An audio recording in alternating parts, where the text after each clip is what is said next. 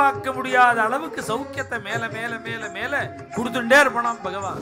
ஒரு கீரை பீச வாயில போட்டு 10,000 பேருக்கு சாப்பாடு போட்டார் துர்வாச பிட்சேல். எந்த பயமும் எங்கிட்ட வரக்கூடாது, வரத்துக்கு முன்னாடி நீ ரட்சிக்கணும். இந்த 32 மரங்களை வச்சுட்டா ஜென்மாவே கிடையாதான்.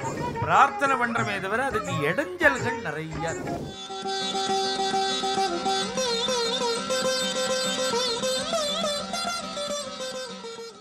கொஞ்சம்தான் பகவானுக்கு கொடுக்கணும், அவர் திருப்பி நிறையா கொடுக்கணும். கொடுப்பாரான்னா கொடுப்பார், அவனுடைய நேச்சர் ஸ்வபாவமே அது.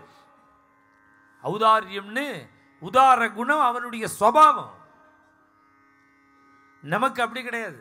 உதார குணம் அவருக்கு ஸ்வபாவம். என்னென்ன கொஞ்சம் வாங்கி பாரு நிறையா கொடுப்பார். ஒரு கீரை பீச வாயில போட்டு 10,000 பேருக்கு சாப்பாடு போட்டார் துர்வாச பிட்சேல. ஒரு முழம் திரௌபதியிட்டேந்து துணியை வாங்கிண்டு அந்த பாபியினுடைய கைவலிக்கிற அளவுக்கு வஸ்திரத்தை கொடுத்தார். ஔதாரியாது. எத்தனை பாபங்கள் பண்ணியிருந்தாலும் பாபத்தெல்லாம் போக்கிடணும். அகசோஷனாது. யாரு பண்ணுவா அப்படின்னா அகல்யா. அகல்யை சுத்தம் பண்ணினார் பெருமாள். பகவானுடைய கிருப்பையை நீ நம்பியிருந்தேன்னா போன வருஷம் மாதிரி இந்த வருஷம் வைக்க மாட்டார். அகணித ஸ்ரேயப்பத பிராபணாது. நீ நினைச்சு பார்க்க முடியாத அளவுக்கு சௌக்கியத்தை மேல மேல மேல மேல கொடுத்துட்டே இருப்பானாம் பகவான். இதான் அவனுடைய சுபாவம். நீ பிடிக்கணும், அவன் சரணத்தை பிடிக்கணுங்கிறது ஒண்ணுதான். இதுக்கு யாருடா சாட்சின்னா துருவஹா பரம கருணையா மாம் பாலையா. இப்ப நான் சொன்னேனே இத்தனையும் கொடுத்தா பாலனம் பண்றது, எல்லாத்தையும் கொடுத்தா நம்மள ரட்சிக்கிறான்னு அர்த்தம். இதை தான் பிரார்த்தனை பண்றார் நாராயண தீர்த்தர். அப்பா என்னை நீ குழந்தையா நினைக்கணும், என்னோட பாபத்தெல்லாம் மறந்துடணும், என்னுடைய குற்றத்தெல்லாம் மறந்துடணும், எந்த பயமும் எங்கிட்ட வரக்கூடாது, வரத்துக்கு முன்னாடி நீ ரட்சிக்கணும்.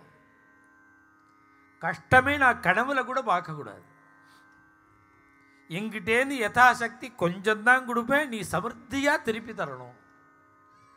என் பாபங்களெல்லாம் போக்கணும், நாளுக்கு நாள் முன்னேறணும். இத்தனையும் நீ பண்ணணும். பரம கருணையா மாம் பாலையா. இதெல்லாம் தற்செயலா வரது. அதுக்கு மேல நம்மோட சங்கல்பம் இதை விட பெருசா இருக்கு. ஏன்னா பையனுக்கு கல்யாணம் ஆகணும், பொண்ணு, இது எனக்கே அழுத்து போயிடுது தினம் சொல்லி சொல்லி. ஏன் அப்படின்னா இது மாதிரி 10 தான் நம்ம எல்லாருக்குமே இருக்கு. பாரதியார் சொன்னாரோ காணி நிலம் வேண்டும் பராசக்தின்னு. அது மாதிரி பெரிய இடம் இருக்கணும், நிறையா புஷ்பங்கள்லாம் போடணும், நிறையா மரங்கள் வளர்க்கணும். ஜென்மா கிடையாதுங்கிற சாஸ்திர ரிஷிகள் ஒரு 32 மரம், 10 புளிய மரம், அதில் ஒரு ஆலமரம், ஒரு அரச மரம், 5 தென்னை மரம், 5 மாமரம், இது மாதிரி ஒரு 32 வரும். இந்த 32 மரங்களை வச்சுட்டா ஜென்மாவே கிடையாதான் அவனுக்கு. இன்னைக்குன்னா மரம் வளர்ப்போங்கிறான். நம்ம ரிஷிகள் என்னைக்கோ சொல்லிவிட்டா ஒத்தல் 32 மரம் வளர்க்கணுமா.